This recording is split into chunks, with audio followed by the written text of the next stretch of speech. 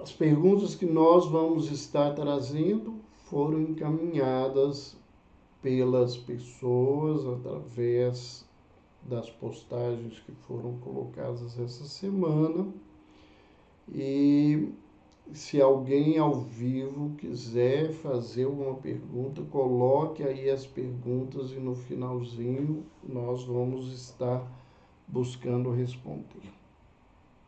A primeira pergunta, ela não veio através de uma postagem, foi um grande amigo que nos pediu que a gente falasse um pouquinho, né, de quando, né, ele como pai, né, a, a esposa dele, as pessoas deveriam se preocupar em buscar ajuda para os seus filhos. Olha, a busca da ajuda, na realidade, é quando nós percebemos algum sintoma. Mas é importante a gente pensar nos cuidados com a criança e adolescente desde sempre.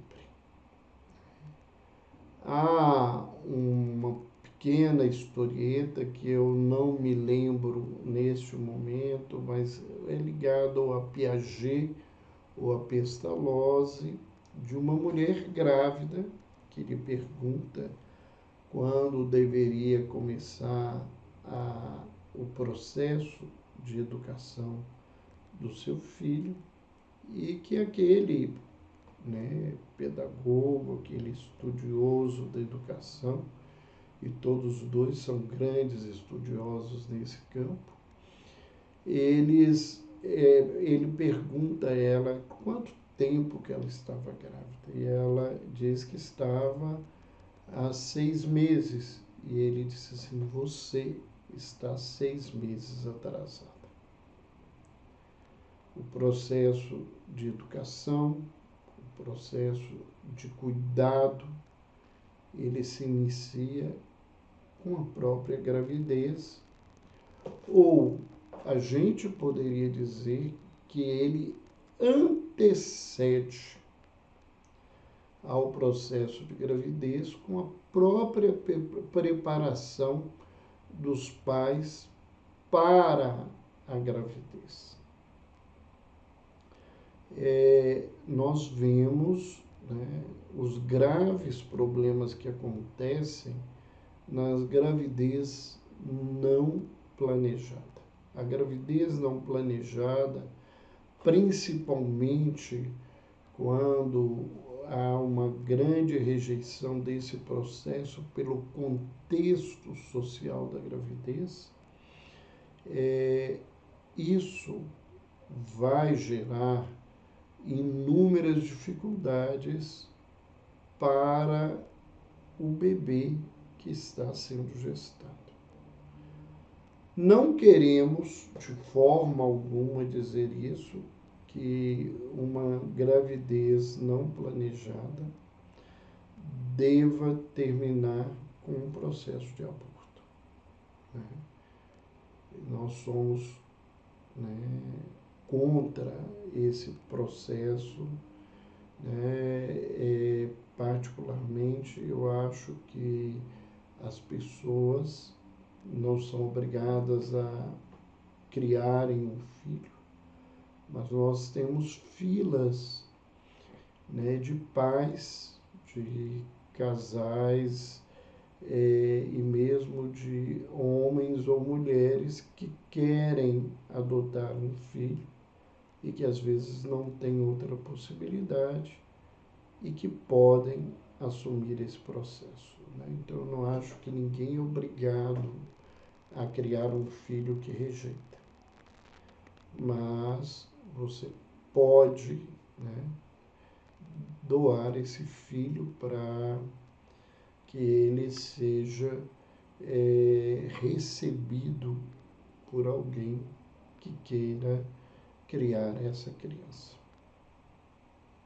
Então, mas nós não podemos nos esquecer realmente que as gravidezes não planejadas, que continuam e que nascem os filhos, muitas vezes isso traz posteriormente dificuldades para a criança e para a família que devem ser repensados por todas as pessoas.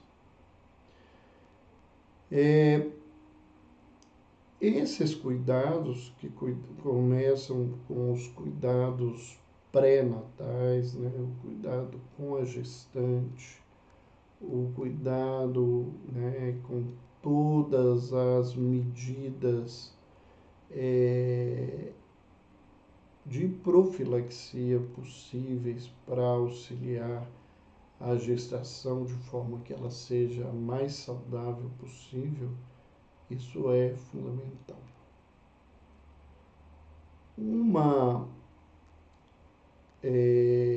orientação importante é que todo o casal que está grávido, ele deveria ter, né, uma consulta com um pediatra antes do próprio nascimento da criança, para poder escolher esse profissional, conhecer o profissional, para ter informações importantes sobre tudo isso e para ser orientado dos passos que vão ser tomados, entender os primeiros cuidados que a criança vai receber ainda no hospital, né, na maternidade, no próprio berçário, e todos os cuidados com o desenvolvimento da criança. Hoje, né, alguns profissionais da área perinatal, né, que cuidam de crianças recém-nascidas, eles já fazem uma orientação, isso não é um protocolo fechado, mas fazem orientação para que os pais busquem avaliar a criança, pelo menos com um oftalmologista. Isso ficou ainda muito mais marcado com a questão da filha do Tiago Life, que ela, né, apresentou esse tumor, né, no olho, e que era um tratamento mais prévio possível, uma orientação mais precoce possível, tem resultados mais efetivos, né? Necessariamente não há uma abordagem que vai ser 100% eficaz, mas que vai ajudar. O acompanhamento da criança, né, no primeiro e segundo ano de vida é muito importante, né? Nesse processo, né, nós vamos ver uma transformação, né, um desenvolvimento da criança muito grande, fisicamente, de resposta do relacionamento, de desenvolvimento emocional, relacional. Então, esses fatores, eles vão predizer da presença ou não de um transtorno de desenvolvimento. Nós temos as anomalias congênitas, né? Aquelas alterações em que a criança já nasce com elas e que precisam de uma atenção. Então, desde alterações somáticas, como, por exemplo, o lábio leporino, né, que é aquela fenda que existe no palato e às vezes se apresenta acentuadamente no lábio superior. As alterações congênitas do ponto de vista do cérebro, e uma delas é a síndrome de Down, que, né, traz, né, uma necessidade de um acompanhamento e um cuidado maior, porque nós vamos ter aí inúmeras alterações somáticas do desenvolvimento e que precisam ser cuidadas. Eu estou trazendo o exemplo das duas para essa pergunta porque eu acho que é importante e eu estou me fixando nela um pouco mais para a gente ter ideia. Então, procurar um neurologista e, se for preciso, outros profissionais que adentram essa situação. A grande maioria dos portadores de transtorno do espectro autista, eles vão começar a sinalizar muitas coisas já desde o primeiro ano de vida até especialmente o terceiro ano de vida, né, até completar 3 anos de idade, e essas observações são importantes. Então, esses cuidados, eles são fundamentais. E a partir daí, né, todo o desenvolvimento, todo comportamento que nos pareça comprometido, diferente de outras crianças na mesma idade, os pais devem sempre buscar essa atenção. E em saúde mental, vencer os preconceitos e estigmas e buscar ajuda de psicólogos, de psiquiatras, para ser feita uma avaliação, um diagnóstico adequado, quando isso for preciso. Uma outra pergunta muito interessante que veio pela Márcia, ela diz assim: como podemos aconselhar nossos jovens sobre a violência que temos vivido?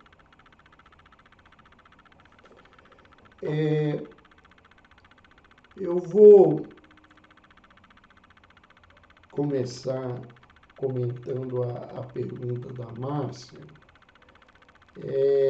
de uma maneira que eu acho que vai auxiliar. Jovem, adolescente, não dá muito certo conselho, né?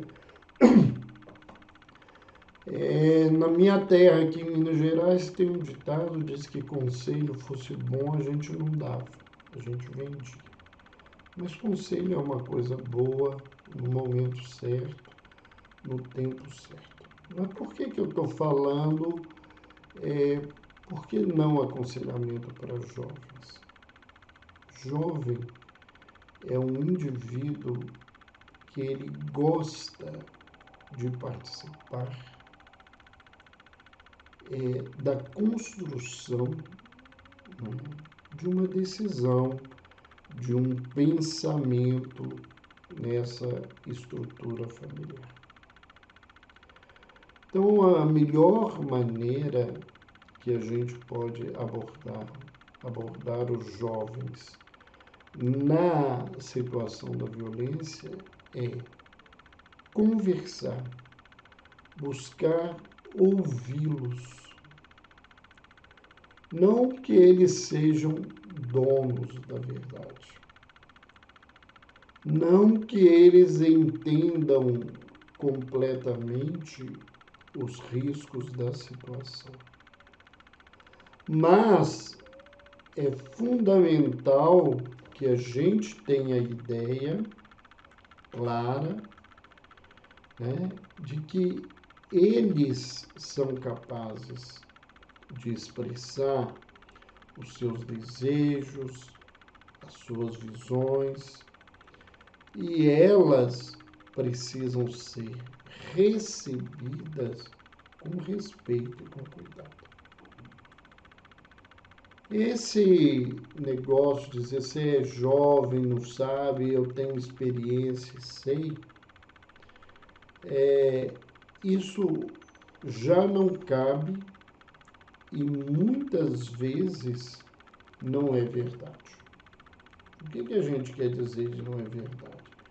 Hoje, por exemplo, os jovens têm conhecimentos em determinadas áreas, como na tecnologia, que às vezes os pais não têm a mesma capacidade e a mesma abordagem, né?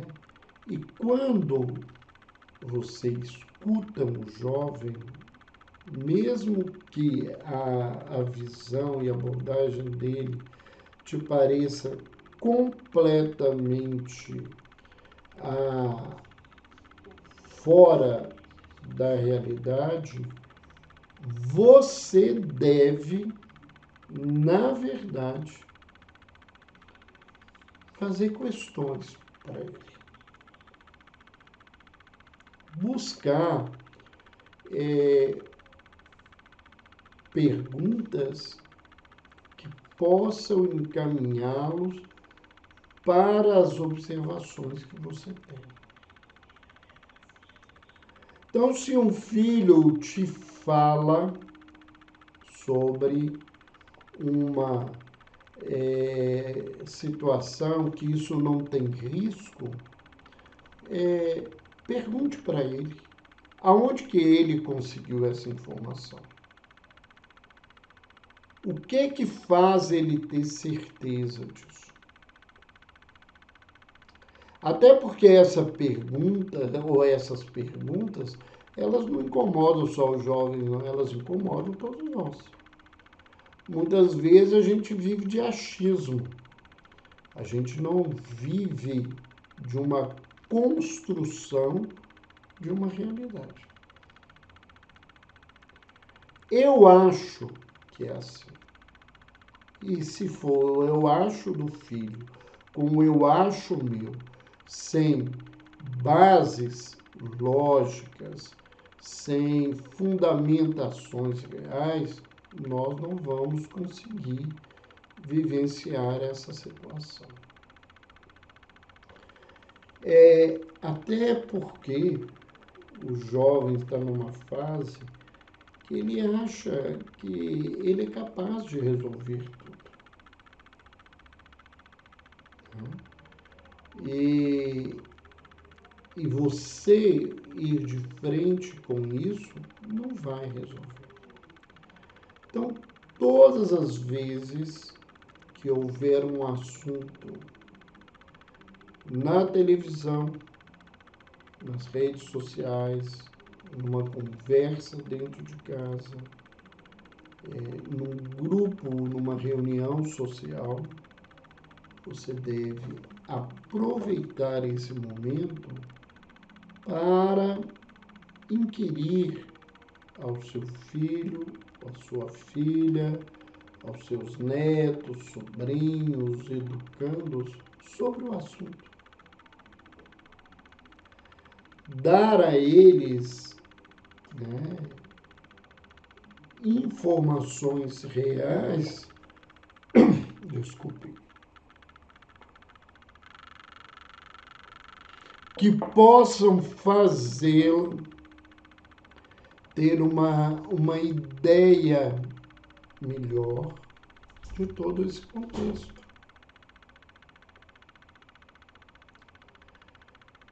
E, né, mostrar que essas situações, elas não acontecem só lá fora. Elas acontecem de todo lado. A gente fala muito de violência e fala de violência social. Mas nos 5 primeiros anos de vida, a criança, ela é mais vítima da violência dentro da família do que dentro da sociedade. A violência, o abuso, seja o abuso emocional, o abuso sexual, né, o abuso moral, ele é realizado na maior parte das vezes até os 5 anos de idade por algum familiar. Então, quando nós vamos falar de violência na atualidade, pai e mãe têm que alertar aos filhos sobre essa situação. Nós devemos preparar as crianças não de forma paranoica, mas de forma didática, para um fato real que é a violência sexual dentro da vida da criança e do adolescente e que tem um grande relacionamento com a estrutura familiar.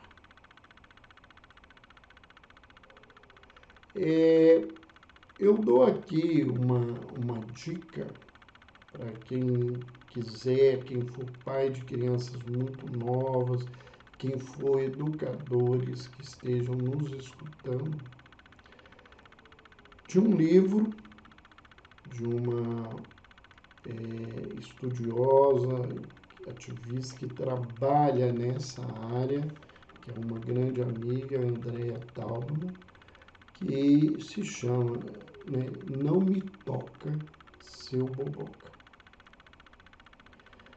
E esse livro, que é utilizado em algumas escolas, principalmente em escolas municipais na cidade do Rio de Janeiro, onde ela está, né, mora em Teresópolis, mas tem um grande trabalho naquela região, ela traz para a gente essa abordagem.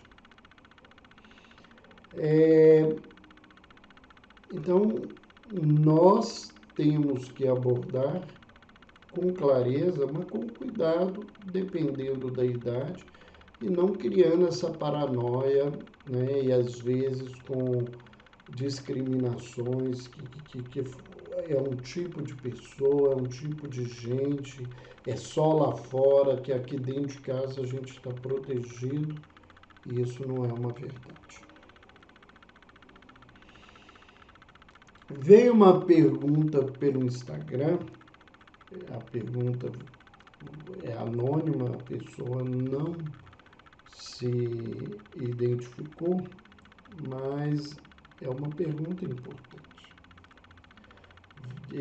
Essa pessoa, né, eu agradeço aí pelas perguntas, pela pergunta que a Márcia nos trouxe, pela pergunta agora dessa companheira ou companheiro anônimo. Oi, doutor. Tenho um aluno que acredito ter autismo, mas não sei como falar para os pais, já que já tiveram outros problemas ao falar com eles sobre a criança. O que fazer? Nesse contexto, né, seria importante que a gente tivesse maior clareza do que foi falado com os pais sobre a criança, né, e que modo que você falou, alguém falou sobre a criança para esses pais, e que isso, né, requer bastante cuidado. Porque a gente pode dizer tudo se a gente souber dizer as coisas. E esse saber dizer, ele às vezes exige experiência. Eu me lembro claramente de uma vivência negativa que tive como profissional há muitos anos atrás. Eu recebi um adolescente, um pré-adolescente com 11, 12 anos de idade. O pai veio me procurar pelo vínculo que eu tinha com a questão do espiritismo, que ele era espírita, ele falou muito que queria que se dissesse a verdade para ele. E na avaliação desse filho, né, era muito explícito um quadro de psicose, iniciando muito cedo, e um diagnóstico que seria de uma esquizofrenia hebefrênica, muito visível. O menino tinha começado aquele quadro e ele não tinha saído da crise e perdido muita capacidade do relacionamento, cheio de maneiras, precisando ter cuidado porque ele tinha condutas perigosas, ele chegou com a metade das sobrancelhas raspadas, ele, ele já estava numa fase que ele ingeria determinadas coisas que não eram possíveis de serem aceitas, né? E nesse ouvir, né, eu era muito novo e acreditando que ele queria ouvir a verdade, eu dei o diagnóstico para o pai, né, que o quadro era um quadro grave, o prognóstico era um prognóstico fechado, ruim, que ele precisaria tomar medicação a vida toda e que, né, ele precisaria fazer tratamento, acompanhamento psicológico pela gravidade da situação e a família precisava de assistência. Esse pai, ele saiu, eu percebi algum grau de insatisfação, mas interpretei que o diagnóstico era realmente muito ruim, as pessoas receberiam com certa dificuldade, mas ele buscou um colega e ele confessou a esse colega que eu tinha sido grosseiro porque eu tinha dado um diagnóstico tão grave para o filho dele, que aquilo não era uma verdade. Eu descobri que ele queria que eu desse um diagnóstico de obsessão espiritual, ele não queria aceitar que o filho pudesse estar doente e que eu teria falado coisas que certamente não iam acontecer porque o processo era espiritual, que ele não sabia aonde estava a minha crença diante do meu trabalho e da minha abordagem. Aconteceu, né, que por ser um colega muito próximo e trabalharmos no mesmo hospital, durante muitos anos, eu pude acompanhar as diversas internações do filho dele, caminhando com aquilo que eu tinha colocado. Ou seja, eu não falei mentira, eu orientei, eu coloquei as coisas como ele havia pedido, mas eu não deveria ter feito daquela forma, né? Então, eu acho que a gente precisa ter cuidado. Qualquer informação é possível, mas a gente tem que sondar o que é possível essas pessoas receberem. né? Talvez se eu tivesse perguntado a ele o que ele achava que o filho tinha, e eu tivesse escutado dele que ele achava que aquilo era um espírito obsessor, né, uma obsessão espiritual, eu teria feito uma abordagem diferente e não teria tido essa atitude infeliz, mas que me auxiliou profundamente. Eu não minto para as famílias e para os pacientes, mas eu afirmo que eu omito, num primeiro momento, informações que eu entendo que não vão ajudar as pessoas. Então, se eu vejo que uma criança, minha aluna, está nessa forma, eu não preciso dizer que eu acho que ela é autista.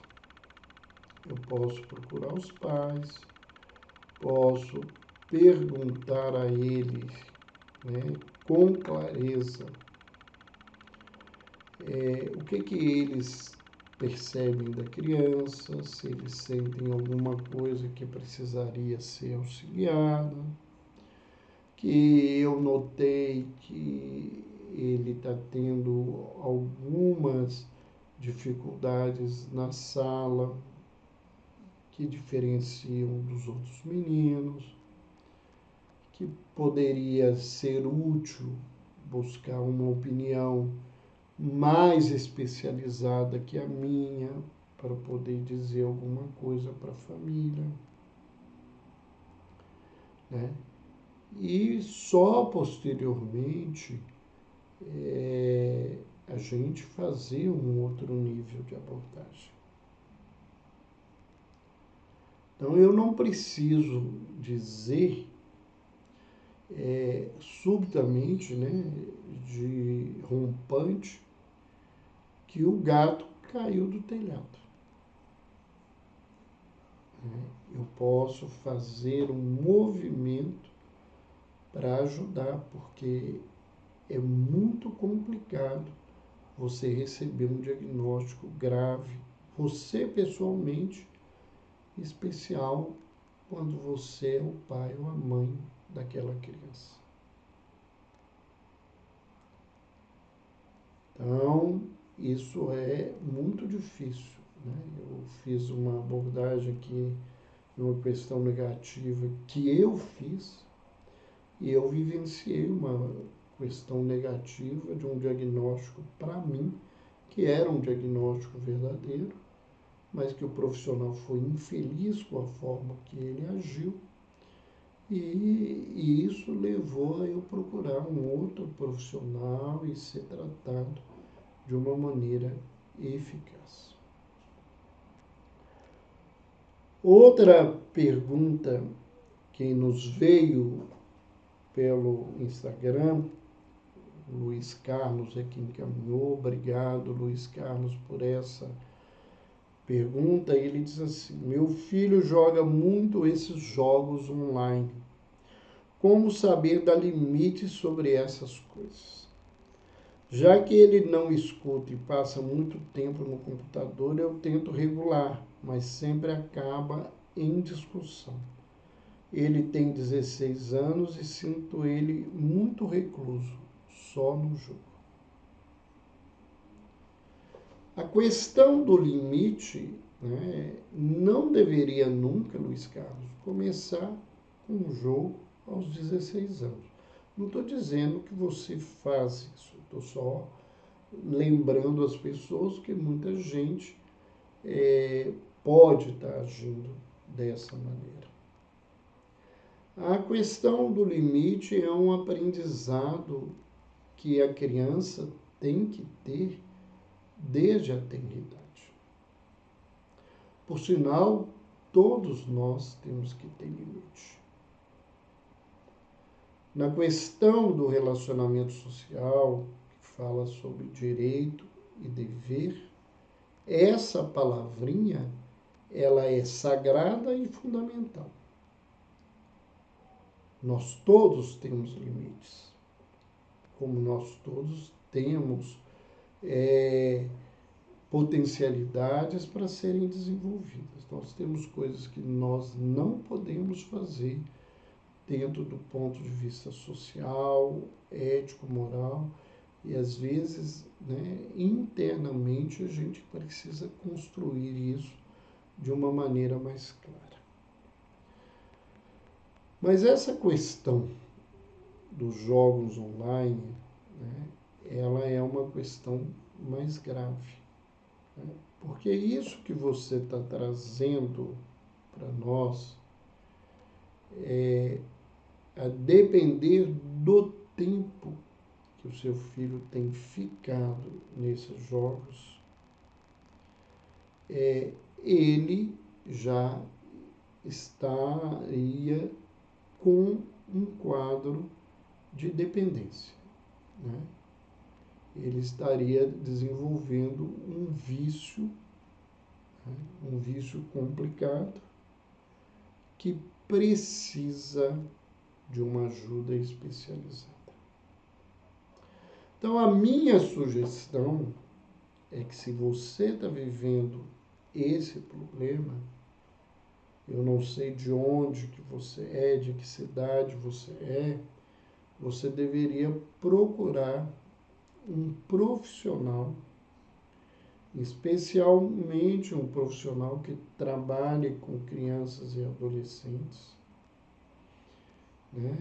Existem, inclusive hoje, profissionais que estão se especializando nesses vícios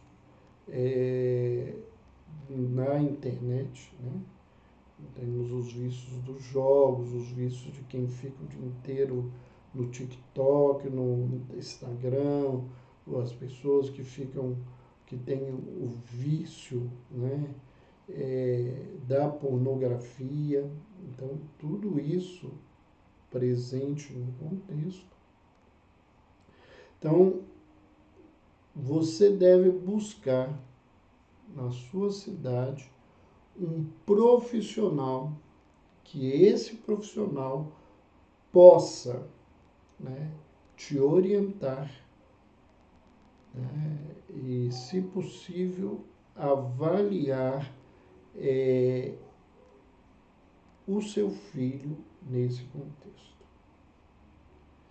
Esse tema, como os outros temas que nós estamos falando aqui, sobre autismo, sobre desenvolvimento, sobre como encaminhar os filhos, eles estão, né, na jornada na arte de acolher, que é um evento que nós vamos fazer presencial em Belo Horizonte, no Hotel Ramada. É uma imersão de final de semana, um sábado inteiro, um domingo inteiro, nos dias 17 e 18 de junho, né, no mês que vem. Se você, né, Luiz Carlos, achar importante, a gente vai ter uma imensa alegria de recebê-lo nesse nosso evento, onde nós vamos abordar inúmeros assuntos. E é importante lembrar para quem está nos escutando que o valor do evento, né, ele é muito pequeno em relação se você tivesse que buscar uma ajuda sobre todos esses assuntos num atendimento individual especializado. E mais do que isso, a gente sabe que as pessoas estão tendo muitas dificuldades do ponto de vista socioeconômico, financeiro. Então, as pessoas podem parcelar o valor da inscrição em até 10 vezes. Isso vai facilitar para a pessoa e eu tenho certeza que vocês vão ser ajudados. E se tem alguém aqui que está conhecendo o nosso trabalho hoje, eu estou colocando, é importante as pessoas nos conhecerem.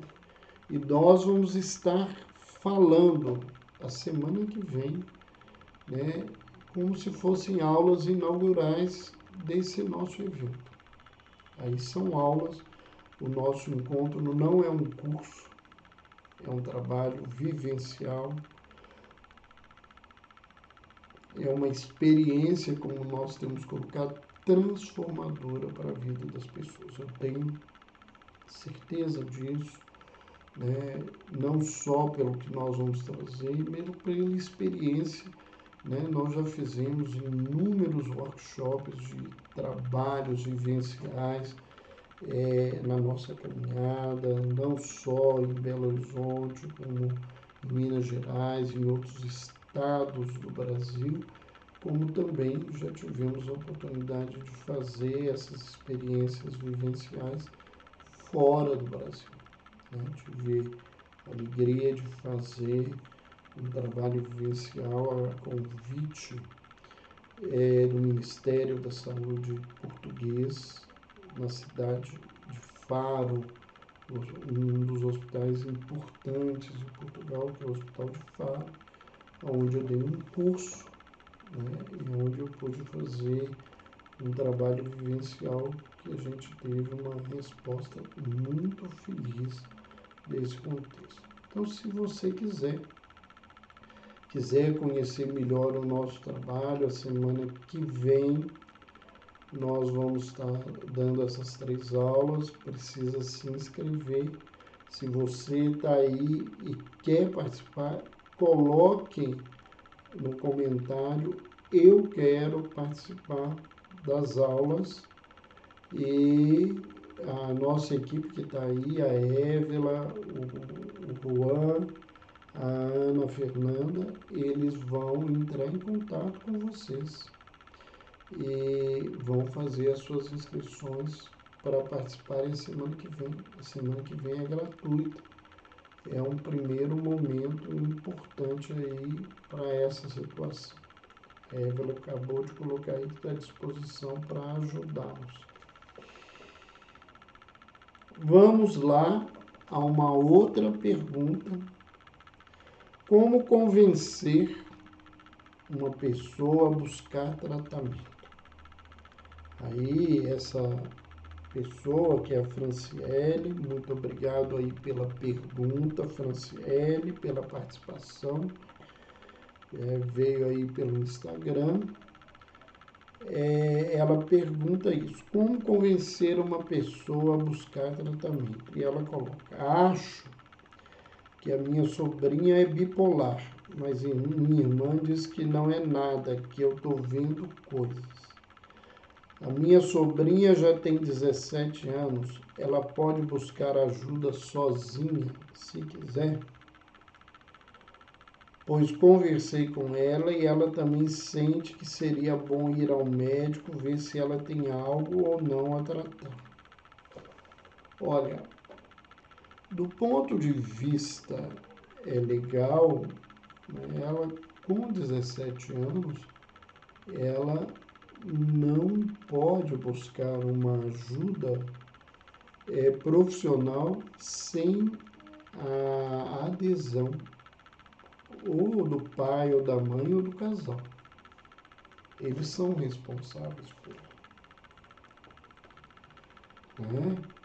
Agora, o que nós vemos nessa história é um fato comum, que é a negação por parte dos pais, às vezes, de uma doença do filho. Que quando vão assumir esse tratamento, às vezes a situação clínica já é bastante complicada. Ou às vezes o paciente já está com sequelas. Então, quanto mais cedo se buscar uma ajuda, melhor é. A minha sugestão, Franciele, é você levantar para a sua irmã que da mesma forma que ela não tem, na verdade, um conhecimento se a filha tem ou não algo, né?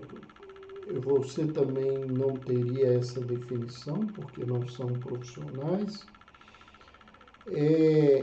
Ela, né, ao buscar ajuda, ela não está fechando o caminho da filha dela. Ao contrário, ela está ampliando as possibilidades da filha. Porque se ela não tiver nada, está tudo tranquilo.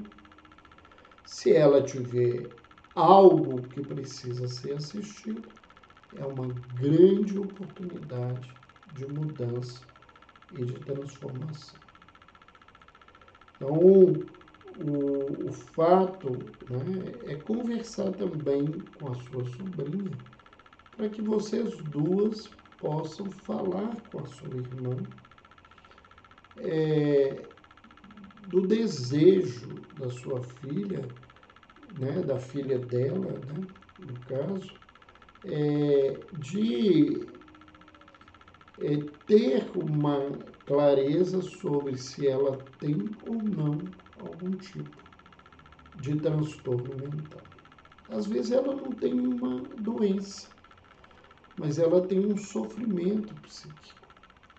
E às vezes uma abordagem psicoterápica vai ajudar imensamente nesse contexto. Uma outra pergunta, né, e a gente já agradece aqui a Lúcia que nos mandou pelo Instagram, o borderline acontece desde que a pessoa nasce ou se desenvolve depois de uma certa idade. Como perceber os sintomas?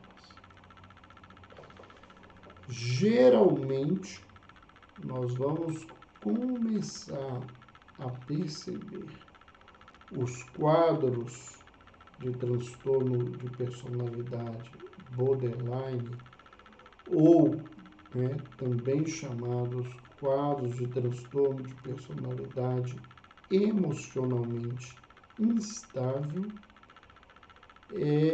a partir da adolescência, né, a partir, né, às vezes até da pré-adolescência. Em alguns poucos casos, nós vamos ver, né, nas crianças se tem-se maior atenção a essa abordagem, que a criança tem um nível de frustração muito baixo. Porque essa é uma das principais características do transtorno borderline. É um nível de frustração muito baixo. Eles não conseguem viver com não. Não é uma coisa assim, eu escolhi, né? Porque isso é sofrido para eles. Não é uma postura de que eu sei tudo e não aceito não. Né? O não representa para eles um desprezo da parte do outro, um descuidado do outro com a sua vida, com a vida da pessoa, que não gosta dessa pessoa, que ela não é querida, que ela não é amada. Então, o indivíduo borderline não é um birrento, como muita gente acha. Ele é um indivíduo infeliz, que tem uma crença infeliz que as pessoas não o amam. E essa dor do não amor, ela é muito dolorida. Ela é tão dolorida que muitas vezes eles se utilizam da automutilação para aliviar a dor. Quando eles se cortam, quando eles se queimam, eles se machucam, a dor da ferida alivia a dor emocional. Eles têm uma instabilidade, né, emocional, a mesma hora que eles acham que está tudo maravilhosamente bem, está tudo horrorosamente mal. E isso não é um transtorno bipolar, né? O transtorno bipolar, ele dura um período de dias, de semanas, de meses.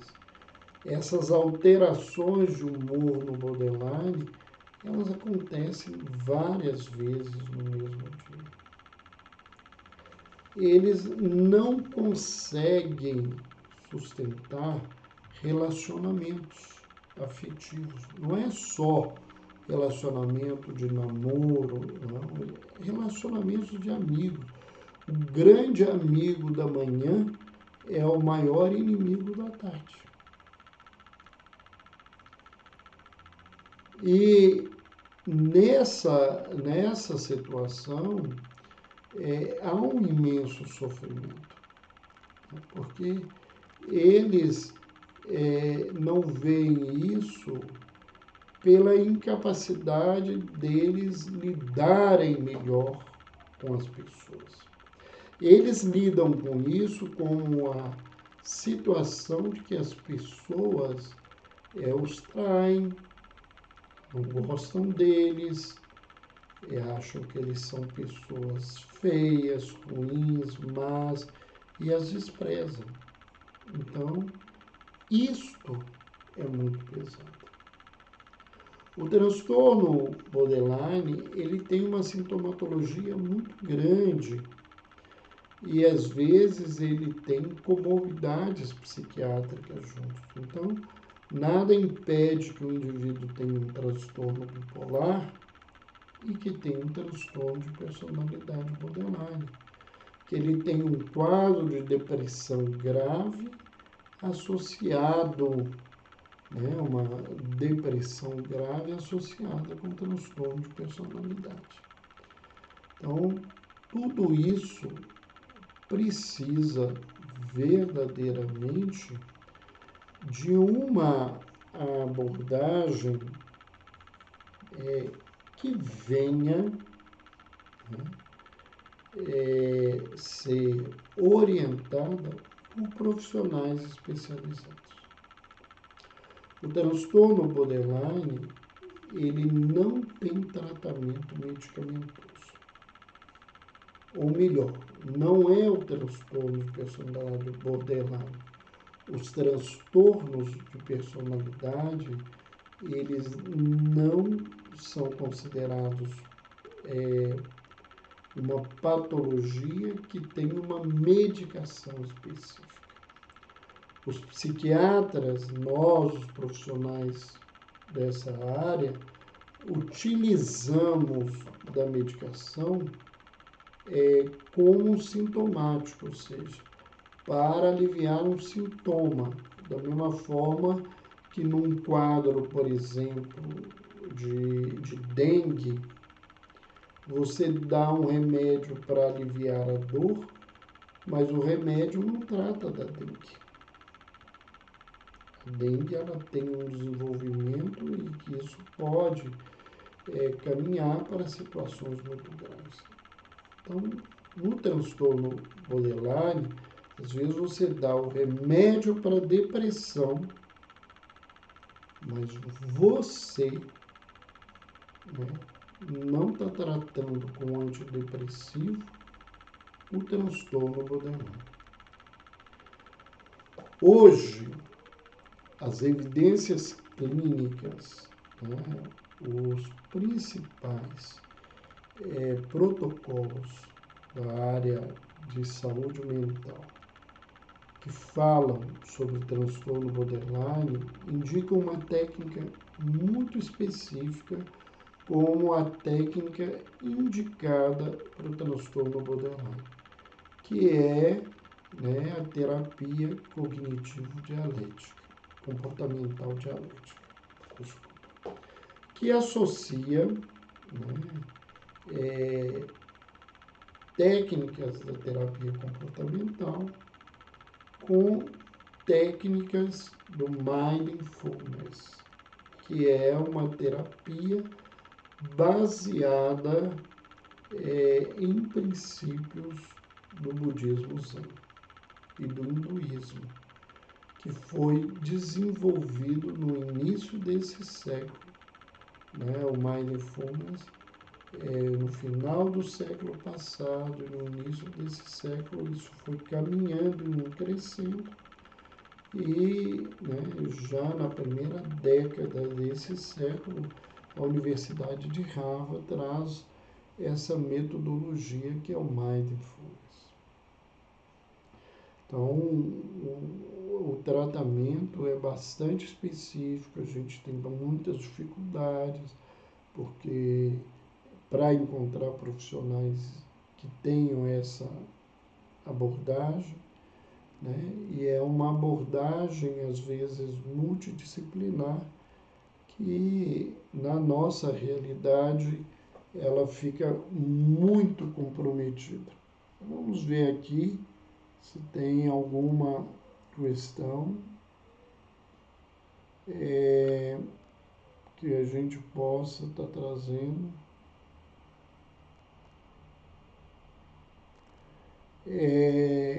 Cibazarelli colocou aqui que escutei de uma mãe exatamente isso.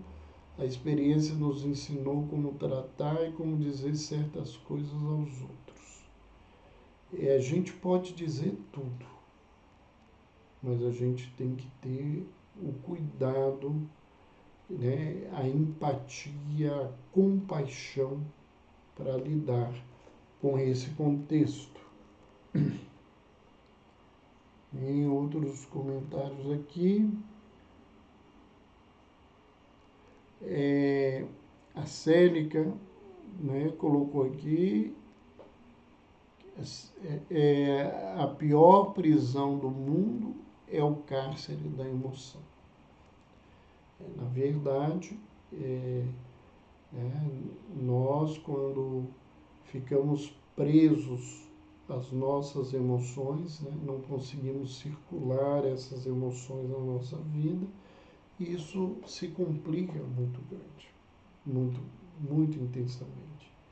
E se essa prisão emocional começa muito cedo, o prognóstico é muito mais complicado.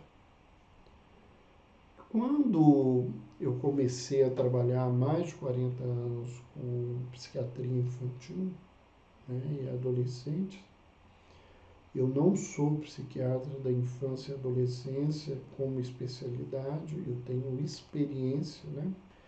As pessoas às vezes questionam, né, o que é mais importante, se é especialização, se é experiência. As duas coisas são importantes, mas na minha época nem tinha, né, em Minas Gerais, uma formação para isso. Isso foi crescendo com muita dificuldade. Nós temos ainda muito poucos profissionais no Brasil que são psiquiatras da infância e da adolescência. Mas quando eu comecei a trabalhar, eu nunca tinha escutado falar de pensar em fazer um diagnóstico de uma criança, né, antes dos 5 anos com um processo de depressão. E hoje, né, a gente faz esse diagnóstico para bebês.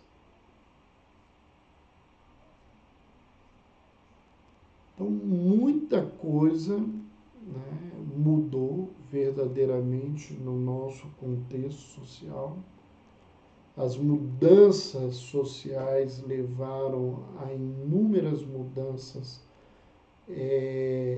pessoais. A necessidade dos pais estarem fora do lar, a necessidade das crianças irem para as creches muito cedo. A forma do relacionamento social global a partir da tecnologia foi criando situações bastante novas que nós não estamos ainda bastante habilitados, ou às vezes nem habilitados estamos para lidar. E isso mudou a situação da doença ou do transtorno mental na infância e na adolescência. E os nossos conhecimentos foram modificando. Foi lembrado aqui que a gente não pode negligenciar a questão da violência no âmbito familiar. Isso é muito importante. Então, acho que eram esses os comentários, né? Lembrança aqui da família que mudou. A Sérica lembrou que a gravidez não planejada no contexto atual nem deveria caber. Nós temos os métodos contraceptivos, né? Quando nós falamos aí dessa questão. E gostaríamos então de deixar aqui um convite, né? Para quem é de Belo Horizonte, né, eu acredito, a Évila pode nos informar ainda tem inscrição para a nossa conversa, né, a convite do Espaço Morado. Agradeço a Raquel já de uma vez aí pelo convite, pela oportunidade.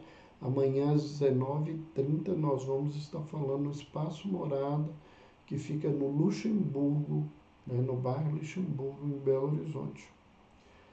Quem quiser participar, se inscreva, né? @morada, espaço.morada. E ainda pode ser feita a inscrição, e as inscrições, o valor das inscrições é um cobertor, que é para as crianças, né? As famílias vítimas da zika, da chikungunya, que são tratados pelo IPEX, que é um instituto que trabalha com crianças com paralisia cerebral provocadas pela zika e chikungunya em Belo Horizonte. E é um trabalho mantido pela Fraternidade Sem Fronteiras. Então, essa oportunidade. E quem quer fazer uma experiência transformadora, conhecer um trabalho que pode mudar as relações familiares, né? Que tipo de desafios que nós podemos pensar que podem ser ajudados? Os mais diversos. Ter uma criança com transtorno de desenvolvimento é um desafio. Um pai que tem uma criança com espectro autista, que tem uma criança com síndrome de Down, com algum tipo de deficiência intelectual, com paralisia cerebral, crianças, né, portadoras de depressão, de ansiedade, de transtorno obsessivo compulsivo, crianças, adolescentes principalmente com anorexia, compulsão alimentar, bulimia. Nós temos aí quadros de psicose que começam muito cedo. Temos os transtornos de personalidade, transtorno borderline, né, o transtorno sociopatia, né, a psicopatia, que é o transtorno antissocial, entre outros, os transtornos de relacionamento, das crianças com os pais, com os irmãos, com a família, com a sociedade. Os transtornos de comportamento, tipo desafiador, né? Opositor. Esses quadros todos, né? Nós vamos refletir sobre tudo isso. Dependência química, vício de internet, né? Vício de celular, como lidar com todas essas coisas. Então, é uma proposta, né? Nós não vamos dar um curso de saúde mental na infância e adolescência. Não é esse o nosso fato. Nhatã perguntou, existe uma causa fisiológica, um trauma que desencadeia essas comorbidades psíquicas? Ou não há um fator causal para desenvolver borderline e outros males? Olha, a gente ainda tem muitas dificuldades para definir as causas, né, as etiologias em doença mental. Mas existe sempre fatores que agravam, fatores que desencadeiam esses processos, ou fatores que foram determinantes nessas questões, dependendo ainda desse contexto. O Juan, a Ana mandaram aqui, a Simone enviou agora há pouco. Como saber diferenciar TDAH de ansiedade generalizada? Simone, é muito importante, a gente está falando aí de sintomas de transtornos de déficit de atenção e hiperatividade. E eu gostaria de lembrar que movimentar, agir, brincar, ser agitado é algo natural de uma criança saudável. Então, muitas vezes, o que a gente utiliza como um diagnóstico de transtorno de déficit de atenção e hiperatividade, ele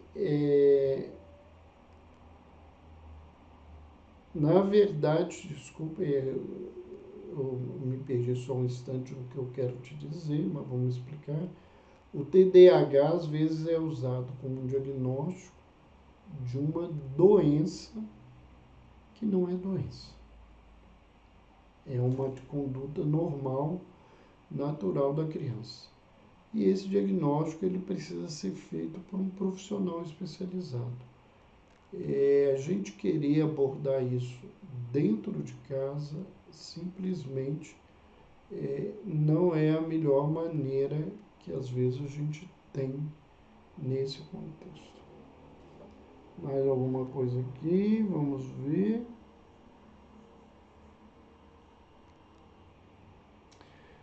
O pessoal está nos lembrando aqui que quem tiver interesse, nós vamos colocar no story o link para o grupo do WhatsApp. E semana que vem teremos um mini curso gratuito com 3 aulões de muita troca de conhecimento. Então vai ser na terça-feira, às 20 horas, dia 16, dia 17 de maio, às 20 horas, na quarta-feira, e na quinta-feira, no dia 18 de maio, nós vamos estar fazendo a aula às 21 horas, por causa dos nossos compromissos profissionais. Mas nós estaremos aí a semana que vem, teremos um prazer em recebê-los e vamos aproveitar. Nós estamos na semana do Dia das Mães, né? Talvez um grande presente que você pode dar para uma mãe que você convive com ela, que está precisando, né? Ou você, mãe, se dá de poder participar da nossa jornada. Se inscreva. Eu tenho certeza que nós todos vamos sair de lá de uma outra maneira, de uma outra forma. Nós não vamos sair de lá enriquecidos de conhecimento. Nós vamos sair de lá fortalecidos para ajudar as nossas crianças, os nossos filhos, as nossas filhas, os nossos adolescentes e adolescentes femininos, os nossos jovens. É essa a nossa proposta. Tenho certeza, né, que isso vai transformar a sua vida nesse trabalho. Então, para quem é de Belo Horizonte, se ainda não se inscreveu, pode entrar em contato pelo meu site que está aí, ó, www.robertolucio.com.br. Vocês vão ter informação da jornada, informação do mini curso da semana que vem e poderão adquirir as informações sobre a nossa palestra amanhã no Espaço Morada. Um beijo no coração, é bom estar aqui de volta, foi ótimo passear com os filhos na Disney, virar criança, brincar, dançar, tomar banho de água, brinquedo. Muitas pessoas que nos acompanham viram isso tudo. Foi muito gostoso, mas é muito bom. Eu falava com a minha esposa chegando ontem, é bom ir, porque é bom voltar. E é bom poder estar de volta ao meu trabalho. O trabalho é uma coisa que enriquece a minha alma. Até mais!